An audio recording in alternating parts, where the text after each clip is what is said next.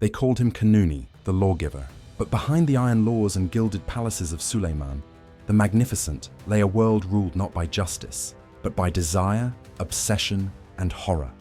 Imagine the heart of Istanbul in the 16th century, the Ottoman Empire at its zenith, stretching from Hungary to the Persian Gulf, from the Black Sea to North Africa, a realm of millions, commanded by a single man. Yet inside the towering walls of Topkapi Palace, power was not always measured in armies or gold, but in flesh. The harem. To outsiders, it was whispered as a paradise of silk and perfume, where the world's most beautiful women served the sultan's every whim. To those within, it was a cage, a place where hundreds of women, some captured as slaves, others gifted as tributes, were trained to obey, to seduce, to survive. Behind the veils and curtains, they lived under the constant gaze of black eunuchs, guardians sworn to protect the sultans, secrets at any cost. But the true horror of the harem was not in its beauty, it was in the unspoken rituals. Whispers tell of concubines forced into elaborate tests of loyalty, nights where Suleiman, cloaked in shadows, would summon girls scarcely past childhood into chambers drenched in incense. There, submission was not just expected, it was enforced.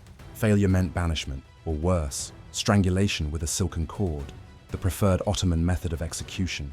Even for the mighty, the harem was dangerous. Ambitious women plotted against rivals, sometimes resorting to poison or accusations of sorcery. Eunuchs betrayed concubines to climb higher in palace hierarchy. And all the while, Suleiman, torn between passion, paranoia, and tradition, used sexuality as both a weapon and a throne. This was not just intimacy. It was politics, theater, and terror combined. Each embrace could seal a woman's fate or end her life. Each whispered word in the sultan's bed could change the empire's destiny. For the people outside the palace, such acts remained forbidden knowledge. But foreign ambassadors, scribes, and spies carried stories back to Europe. Scandalous rumors of orgiastic rituals, forbidden unions, and practices that blurred the line between desire and cruelty. Some tales may have been exaggerated, others rooted in truth. But together, they painted a picture of Suleiman as not only the most powerful ruler of his age, but also a man enslaved by the very appetites he sought to master. And so, this story begins in the flickering light of oil lamps, within a chamber where velvet curtains muffled cries no one dared to hear. A world where love, lust, and terror fused into something unspeakable. Because the real power of Suleiman the Magnificent was not only on the battlefield, it was in his ability to turn forbidden passion into domination and to weave desire into the very fabric of empire. But if you think the harem was merely a gilded prison of lust, the truth is far darker. What happened behind those veils would not only decide who shared the sultan's bed, but who lived and who died. The real shock was yet to come. Power in the Ottoman world was not only written in bloodlines, armies, or the laws carved into stone. It was whispered in silk chambers, carried on the lips of lovers, and decided in the intimate moments that no historian dared describe openly. For Suleiman the Magnificent, desire was not a private indulgence, it was a weapon. To understand his reign, we must understand how sexuality itself became a tool of domination, both over individuals and over the empire itself. Inside the harem, the sultan reigned as a godlike figure. Every glance, every gesture from him could elevate a woman to unthinkable heights or plunge her into despair. A concubine who pleased him could find herself draped in jewels, her family showered with wealth, her name whispered with envy in the corridors of Topkapi Palace. But one wrong word, one failed embrace, and she might vanish overnight. The silken cord would tighten, and her body would be carried silently into the Bosphorus before dawn. This was the true psychology of control, intimacy weaponized into a system of fear and obedience. The women of the harem were trained from childhood, not just to entertain, but to embody submission. They were forbidden to speak of their past lives, forbidden even to imagine futures beyond the palace walls. Their only reality was the sultan's desire. Yet, paradoxically, these same women wielded extraordinary power. If they bore Suleiman a son, their status transformed instantly. A concubine who birthed a potential heir could suddenly command respect, manipulate court politics, and even determine life or death for her rivals.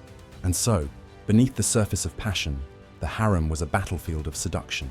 Rival women deployed charm, beauty, and cunning like soldiers wielding swords. Eunuchs carried secrets and rumors between chambers, acting as silent arbiters of power. Even Suleiman himself was not immune to manipulation. A single night's intimacy could become a lifetime's alliance. Outside the palace, Ottoman society placed rigid expectations on men and women alike. Marriage was arranged, chastity enforced, and strict codes governed public morality. But inside Topkapi, the Sultan lived above such restrictions. What was forbidden for others became normalized for him. Taboos that would disgrace a commoner became instruments of power when wielded by the ruler of an empire. This contrast, the moral law for the many, the indulgent secrecy for the one, created a dangerous double standard. It allowed Suleiman to enforce strict religious codes on his subjects, even while rumors swirled about his own forbidden practices. In the eyes of his people, he was the supreme moral authority. In the hidden shadows of his palace, he was something else entirely. The power of desire under Suleiman was never just about lust. It was about proving dominance, demanding loyalty, and bending human will until it snapped. Behind every embrace lay calculation, politics, and survival. And yet, desire does not remain hidden forever. The Sultan's indulgences would soon ignite rivalries, breed betrayals, and unleash scandals that threatened to unravel the very fabric of his reign. Because in the Ottoman Empire, intimacy was never private. It was the silent war that shaped the throne itself. No figure in Suleiman's life embodied the dangerous marriage of desire and power more than Roxalana, known to history as Hurrem Sultan. Her rise from obscurity to dominance inside the Ottoman court remains one of the most scandalous and horrifying stories of the 16th century. She did not come to Topkapi Palace by choice. Born in Ruthenia, modern-day Ukraine, she was captured during a Tatar raid and sold into slavery. She was just another girl among hundreds brought to Istanbul, stripped of name and past, trained to please a man she had never met. But unlike the others, Roxalana carried something far more potent than beauty, an iron will. When Suleiman first summoned her to his chamber, he found not just a concubine, but a woman who could bend desire into influence. She charmed him, entertained him with wit and laughter, and soon she ensnared him. What began as a passing curiosity became obsession, and obsession in the Ottoman harem was dangerous. By tradition, no concubine was ever meant to hold the Sultan's heart. Ottoman law dictated that once a concubine bore a son, she was never to share the Sultan's bed again.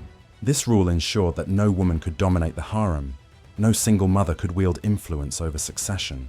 Yet Suleiman shattered that law for Roxalana. He kept her by his side, again and again.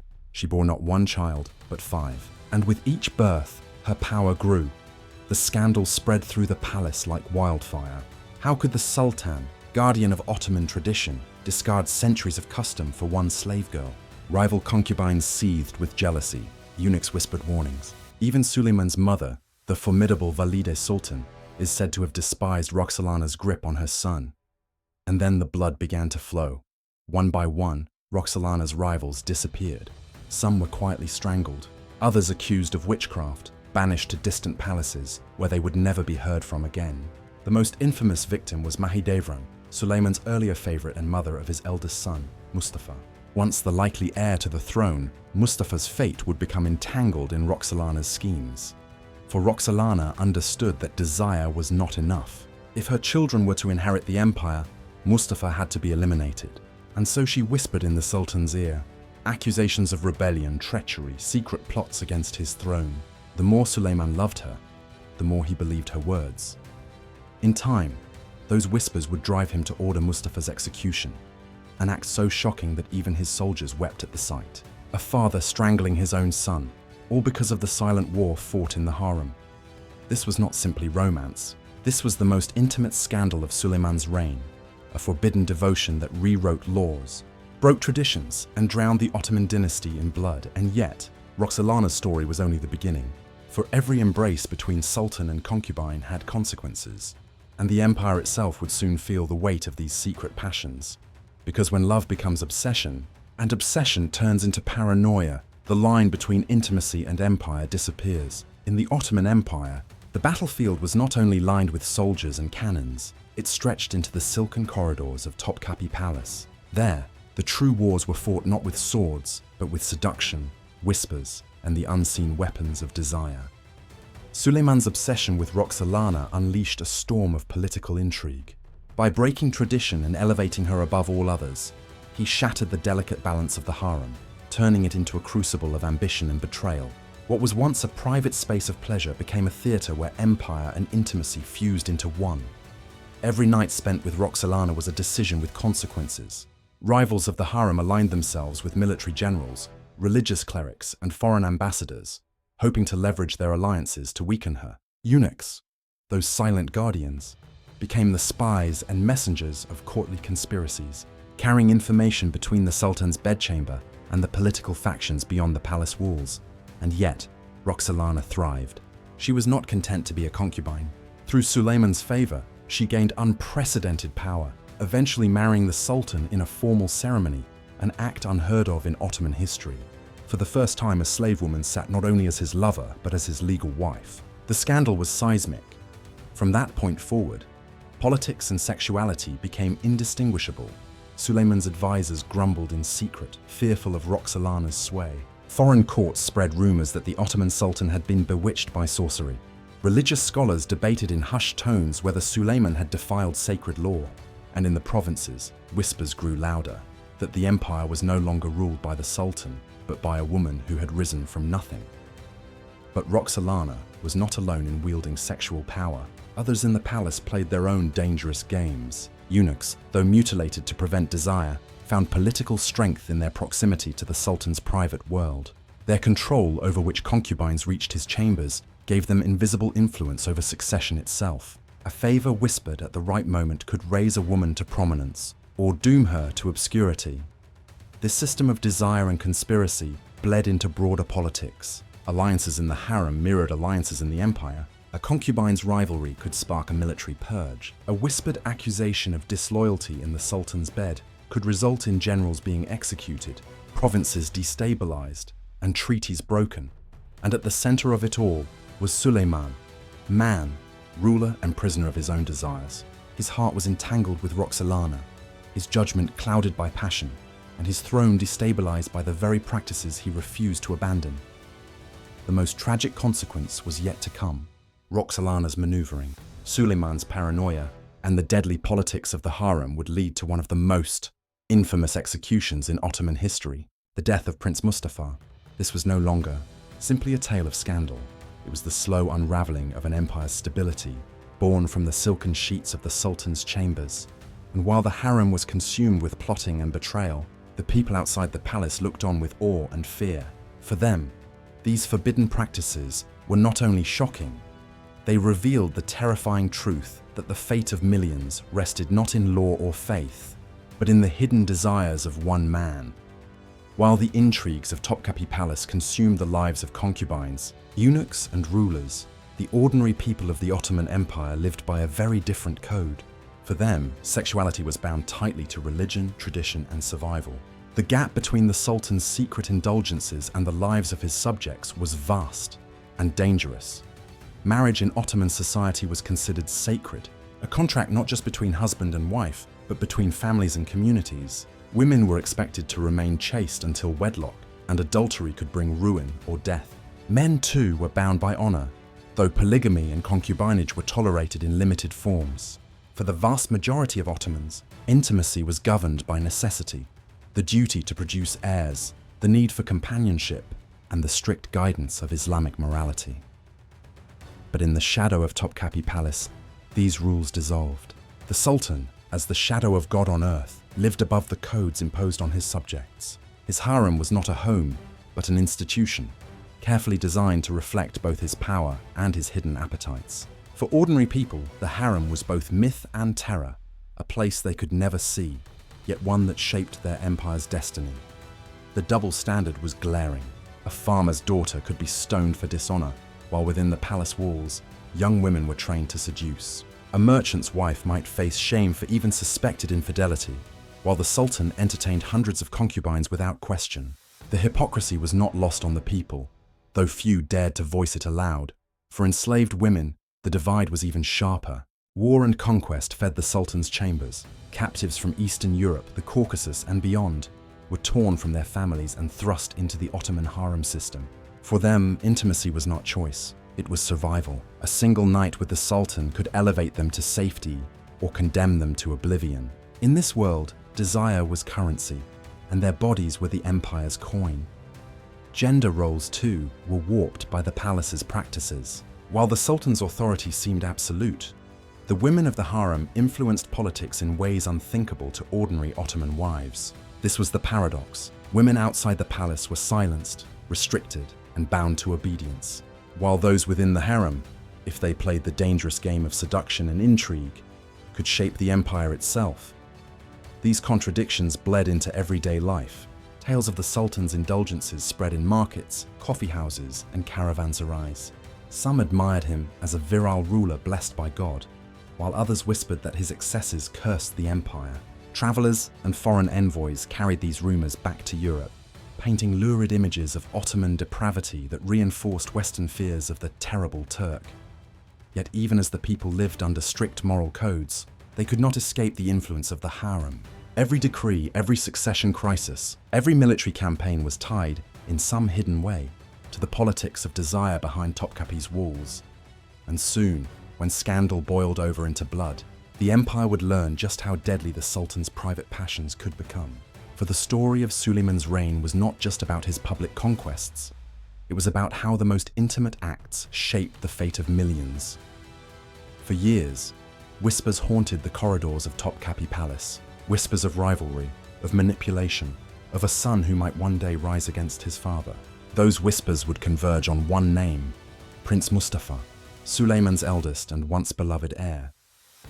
Mustafa was everything a sultan could hope for. Strong, charismatic, admired by the janissaries, and respected by the empire's generals. To the people, he was the natural successor, a beacon of hope for the future. But in the shadows of the harem, his very existence was a threat. For as long as he lived, Roxalana's own sons could never inherit the throne. And so the games of intimacy turned to games of death. Roxalana whispered into Suleiman's ear, weaving a story of betrayal. She claimed Mustafa plotted against his father, that he had forged alliances with foreign powers, that he sought to claim the throne before Suleiman's body was cold. Whether true or not, her words struck at the Sultan's deepest wound: paranoia. Suleiman, once the bold conqueror, now a man consumed by suspicion, listened. His desire for Roxalana, his dependence on her counsel, outweighed even the bond of blood between father and son. The fateful moment came in 1553, during a military campaign in Persia. Mustafa was summoned to his father's tent. He entered with confidence, unaware that the silken cord awaited him. Witnesses described how he bowed before his father, only to be seized by executioners. The soldiers outside wept as they heard the muffled struggle, the sound of a prince strangled by his father's command. It was more than the death of a son. It was the death of trust, of tradition, of the unspoken bond between ruler and heir. For the first time, the janissaries, the elite guardians of the empire, mourned openly, some refusing to hide their anger. They had admired Mustafa, and now they saw only a sultan blinded by the manipulations of his harem. The turning point was not only personal, it was imperial. From this moment, Suleiman's rule bore the stain of paranoia. The court was no longer a place of law and order, but of secret whispers and silken executions. Roxalana's sons would rise in influence, but the empire itself grew unstable. What began as intimacy in the harem had spilled into the realm of empire. A father's passion for one woman had destroyed his heir, shattered the trust of his army, and set the stage for future rebellions. For Suleiman, there was no turning back. He had chosen desire over dynasty, whispers over loyalty. The empire he built with steel and fire was now held together by shadows and silence. And yet the horror was not finished. For every scandal, every forbidden practice, carried consequences that would ripple through Ottoman history long after Suleiman's body was laid to rest. The harem, once whispered as paradise, had become a graveyard, and the world would never look at Suleiman the Magnificent the same way again. The execution of Prince Mustafa was not just a family tragedy. It was a tremor that shook the Ottoman Empire to its core. The Sultan's private passions had spilled into the realm of empire, and their consequences would echo for generations. For the Janissaries, the loyal warriors of the state, the death of Mustafa was a wound that never healed. They had admired the prince as a leader who might one day guide them to new conquests. Now, they saw him strangled at the command of a father blinded by whispers from his harem. Trust between ruler and army was fractured. And though Suleiman maintained control, a seed of resentment had been planted in the empire's most elite ranks. The political order itself began to shift. With Mustafa gone, Roxalana's sons rose in prominence, but their ascensions brought instability. Suleiman's later heirs lacked the strength and charisma of the prince he had condemned. The throne, once secured by tradition and merit, was now vulnerable to manipulation, favoritism, and intrigue. Succession would never again be free of suspicion, and future Ottoman rulers would find themselves ensnared in the same traps of paranoia and bloodshed. Beyond the palace, the scandal altered the empire's cultural memory. To the Ottoman people, the harem was no longer simply a distant symbol of power and mystery. It became the very stage upon which their future was decided. Mothers whispered to daughters about Roxalana's rise, not as a tale of romance, but as a warning about the dangers of ambition and seduction. The story of Mustafa's execution was repeated in coffeehouses, markets, and caravans, becoming both legend and cautionary tale. Religious scholars and clerics seized upon the scandal as proof of divine justice. To them, Suleiman's indulgence had broken sacred traditions and invited God's wrath. Pamphlets, sermons, and whispered prayers framed the Sultan's downfall as a lesson. No man, not even the mightiest, could escape the consequences of forbidden desire.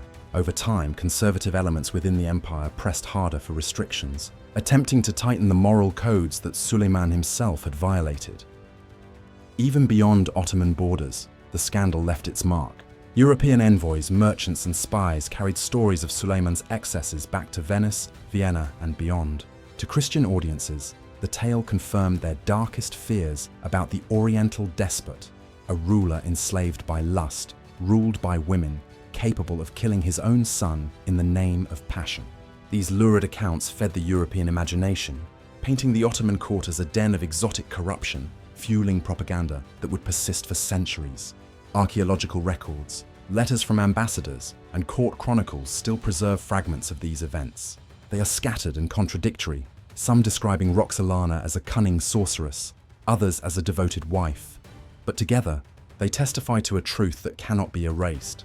The private practices of Suleiman the Magnificent changed the empire forever. The consequences of desire, once confined to silk-draped chambers, had spilled across continents. The Ottoman Empire, at the height of its glory, had been scarred by the Sultan's most intimate choices. And though centuries have passed, the shock of those forbidden practices lingers, reminding us that empires may rise with armies, but they fall with whispers. The story of Suleiman the Magnificent is often told as one of triumph. The lawgiver, the conqueror, the sultan who raised the Ottoman Empire to its greatest heights. But behind the triumph lies a truth far darker. His reign was also defined by whispers, forbidden practices, and the silken shadows of his harem. We have seen how desire was not merely private indulgence. It was a weapon, sharpened by the sultan himself and wielded by those closest to him. We witnessed Roxalana's meteoric rise, fueled not only by beauty, but by cunning and ambition. We traced the path from intimacy to paranoia, from whispered accusations to the strangulation of Prince Mustafa. And we saw how one man's private obsessions reverberated through an empire, reshaping politics, culture, and even the legacy of Ottoman rule. But why does this story matter today? Because the patterns are familiar. History may change its costumes, but the human drama remains the same. Leaders across ages have fallen victim to hidden indulgences, secret affairs, and forbidden appetites. From royal courts to modern governments, the line between private desire and public consequence remains perilously thin. Suleiman's tale is not just about a harem behind palace walls. It is about the universal truth that power and intimacy are inseparable. When passion becomes obsession, when secrecy fuels paranoia, the results can topple dynasties, unravel empires, and stain legacies forever. And what of Roxalana? To some, she was a monster, a manipulator who lured a sultan into betrayal. To others, she was a survivor, a slave who seized control of her destiny in a world designed to silence her. Perhaps she was both. Her legacy, like Suleiman's, is wrapped in contradiction. Love and blood, devotion and destruction. Modern audiences may wonder, how much of this is legend and how much is fact? The truth is elusive. Ottoman chroniclers, European ambassadors, and later historians each shaped the narrative to their own ends. Some tales were exaggerated, others suppressed. Yet the fragments that survive point to a chilling reality.